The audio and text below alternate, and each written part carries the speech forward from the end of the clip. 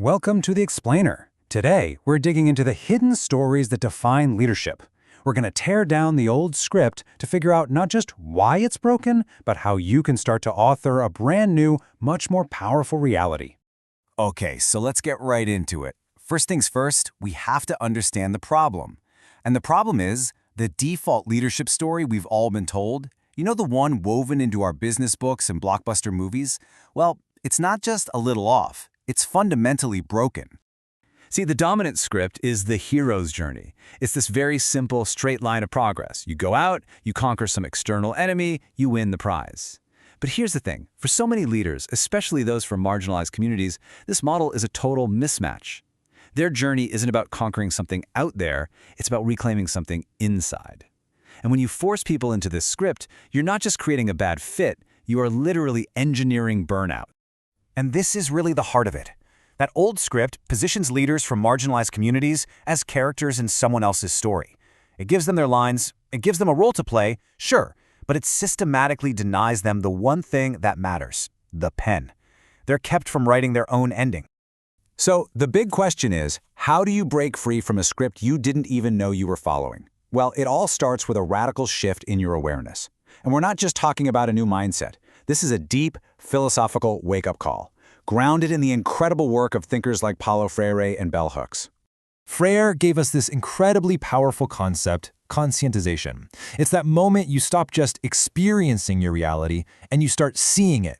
It's that ability to critically analyze the systems of power, the unwritten rules, all the contradictions that are shaping your world every single day. And that is the absolute first step you have to take before you can act.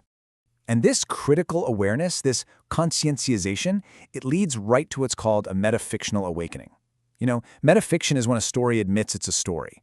For a leader, this is a huge psychological light bulb moment. It's when you realize that all the rules of your organization, the metrics for success, even the very definition of professionalism, these aren't natural laws. They're just a story that somebody else wrote. And any story can be rewritten. And this is where awareness becomes your most powerful tool. Gaining that psychological distance is everything. It allows you to finally pull back the curtain and unmask your organization's unseen narrator, those systemic forces like patriarchy or white supremacy that are dictating the plot. Once you can see the narrator, you can stop being a character and finally become the writer. So with this new awareness, you're not just seeing the old story. You're ready to start building your own. Once you see the script, you can consciously start to remix the archetypes you're expected to embody, and you can turn them into incredible sources of strength. This process is called archetypal remastering, and it's fascinating. Think of the warrior who's built for conquest. What happens when they enter a chrysalis of stillness? They're forced to master internal peace. Or the healer, facing a winter of apathy. They have to learn self-preservation and how to set boundaries. And the rebel, who always fights against something. When they're confronted with a summer of utopia, they have to evolve and learn how to build for something. It proves that growth isn't a straight line. It's cyclical, it's messy, and it's way more interesting. But, and this is a really important but, this remastering process is even more critical for marginalized leaders. Why?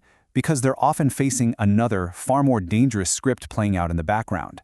Scholar Ebony Elizabeth Thomas calls this narrative trap the dark fantastic, and it's a subconscious story our culture tells that has devastating consequences. And the dark fantastic unfolds in a depressingly predictable four-stage cycle. First, spectacle. The marginalized leader, the dark other, is made hyper-visible, but they have no real power. Second, hesitation. Their very presence starts to cause institutional unease. Third, violence. To resolve this tension, the narrative pushes them out, not necessarily physically, but through systemic burnout or psychological removal. And finally, haunting. They're erased, but their sacrifice or their stolen ideas are used to drive the plot forward for everyone else. Breaking this cycle, it requires a radical act of refusal. The ultimate goal is a conscious emancipation.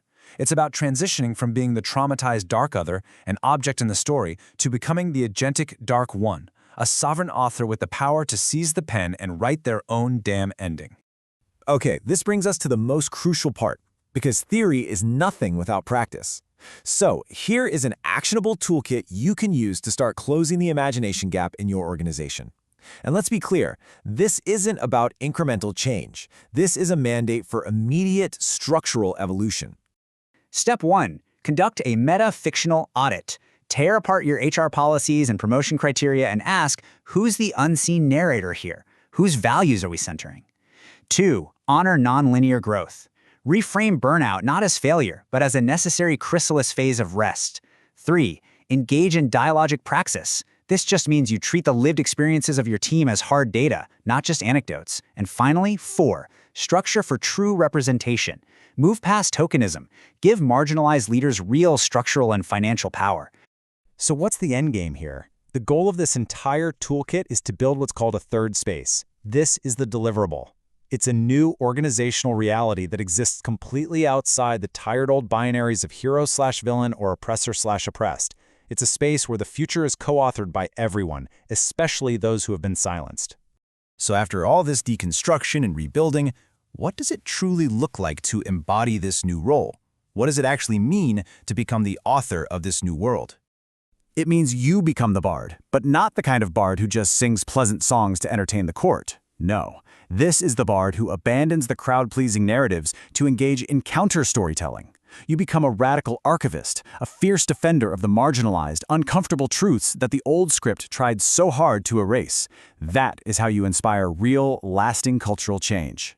And listen, this isn't just a beautiful theory. It is happening right now. Organizations like Canada's Indigenous Screen Office are putting narrative sovereignty into practice. With $13 million in annual funding, they are ensuring that Indigenous peoples have absolute ownership and control over their own stories on screen. It's proof that this model is not only possible, it is incredibly successful.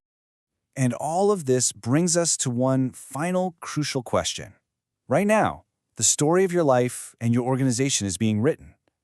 The only question left is, are you going to be content to remain a character in that story? Or are you going to pick up the pen and become the author?